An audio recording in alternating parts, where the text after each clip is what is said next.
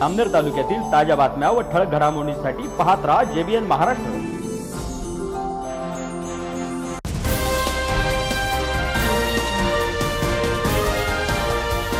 नमस्कार, मी मिनल चौधरी। पाहूया काही ठळक वृत्त। जामनेर तालुक्यातील मांडवे येथे रविवारी सकाळी सुमारे 7 वाजेच्या सुमारास शॉक सर्किटमुळे किराणा दुकानाला भीषण आग लागल्याची घटना घडली। या आगीत प्रकाश किसन सुरळकर यांचे घर व किराणा दुकान जळून खाक झाले आहे। या घटनेत सुदैवाने कोणतीही जीवितहानी झाली नाहीये।